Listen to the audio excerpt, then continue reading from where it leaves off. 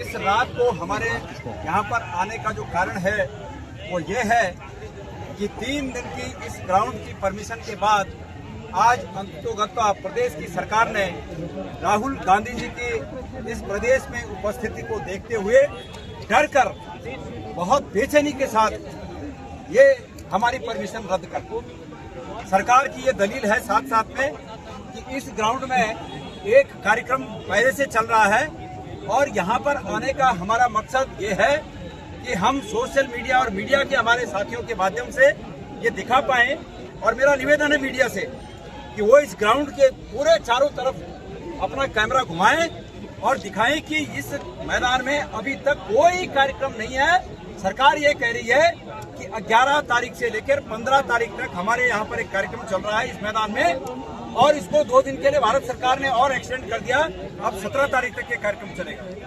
मैं प्रदेश की जनता को ये कहना चाहता हूँ कि इनकी तानाशाही का ये आलम है कि इस परेड ग्राउंड में कोई कार्यक्रम नहीं चल रहा है, लेकिन इसके बावजूद सरकार कह रही है कि हमारा कार्यक्रम चल रहा है। जो कार्यक्रम चल रहा है वो इस मैदान से हटकर दूसरे मैदान में वो कार्यक्रम है, और हमने उस मैदान की न तो परमिशन के लिए अप्लाई की और न हमें उस मैदान की जरूरत है। हमें तो सिर्फ इस मैदान की जरूरत थी जो कि हमको परमिशन मिल गई थी, लेकिन सरकार के दबाव में आज अधिकारियों ने फिर हमारे इस परमिशन को रद्द कर दिया।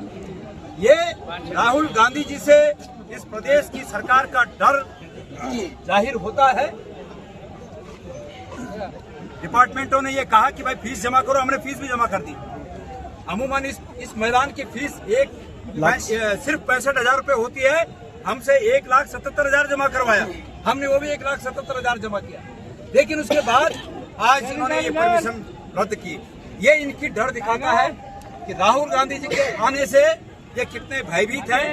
लेकिन मैं एक बात प्रदेश की जनता से कहना चाहता हूँ, हम नौनिहालों के हितों में, हम नौनिहालों के भविष्य की सुरक्षा को सुनिश्चित करने के लिए राहुल गांधी जी का प्रोग्राम देहरादून में निश्चित रूप में करेंगे।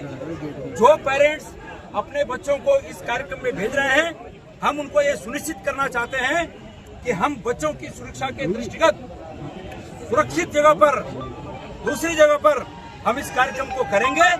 हम इसी मैदान में एक कार्यक्रम कर सकते थे, हम प्रदेश की सरकार की ईंट से ईंट बजा देते, लेकिन चूंकि बच्चों की सुरक्षा की दृष्टि से हमको ज्यादा ये बात है कि कोई बात ऐसी न हो और बच्चे सुरक्षित आए, सुरक्षित जाएं। इसलिए हम जो दूसरा जो स्पॉट है बन्नू स्कूल का ग्राउंड, हम वहां पर कार्यक्रम करेंगे। लेकिन ये बुज़दिल सरकार याद रखे कि इतिहास अपने को दोहराता है, और जब इस प्रकार की छोटे सत्ता पक्ष से कभी उनके विपक्षी रहने पर उनको मिले तो उनको आज के ये दिन याद करने होंगे कि वो सत्ता में रहते हुए किस प्रकार से प्रदेश की भावनाओं को कुचलते थे। ये दिन उनको याद रखने होंगे। तो मेरा मकसद सिर्फ ये है कि यहाँ पर इस ग्राउंड को मीडिया के साथ ही देख पाए।